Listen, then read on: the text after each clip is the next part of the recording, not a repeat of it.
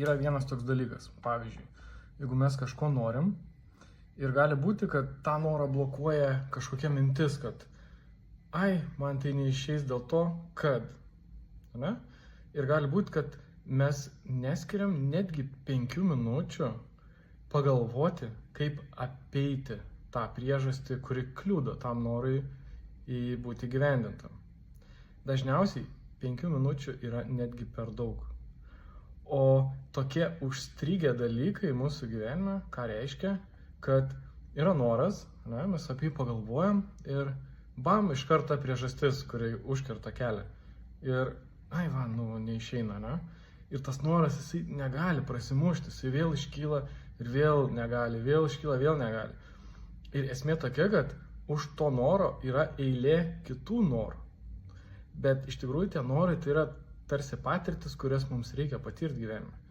Ir mes, neskirdami laiko pagalvoti, kaip nulaužti tą priežastį, kuri trukdo, užblokuojam visą tą eilę norą. Ir įsivaizduokit, tai gali būti, kad metais tęsis tas dalykas. Ir jisai nėra gal kažkoks sudėtingas, gal kažkas nori nuvažiuoti, nežinau, ten į Latviją pamatyti Latvijos pajūrį ar ten į Lenkiją, kur tu gali tikrai 5 minutės atsisėsti, pagalvoji, čia galbūt šitas žmogus važiuoja ten reguliariai, galbūt aš prie jo galėčiau prisijungti, jis mane nuvežtų, žodžiu, taip, tada ten grįžčiau, per 5 minutės planas.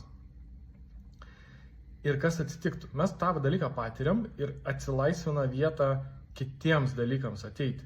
Nes iki kol nepadarėm to, kiti laukia. Nes, mes vieną negalim padaryti, kiti galbūt dar reikalauja, ne, daugiau. Galbūt tą vieną jūs sugalvosit per 1 minutę, kaip įgyvendinti, nes ten tikrai paprasto, kiti gal tikrai 2-3 minučių mąstymo pareikalaus, ne? Tai reikia iki jų daug. Tai žodžiu, skirkim tas 5 minutės. Aš esu daręs ne kartą ir pats savo tokį dalyką ir su kitais draugais praktikavęs, kad žinai, kaip padaryti, neaišku. Ir tarsi įprastai gyvenime mes, neaišku, gerai, viskas kita tema, einu kažką kitą daryti. Ir mes iš tikrųjų, čia yra tingėjimas, nes mąstyti yra sunku. Va šitą dalyką atsiminkim, kad mąstyti yra darbas ir tai yra sunku, reikia tą pripažinti. Ir atsisėsti ir taip ramiai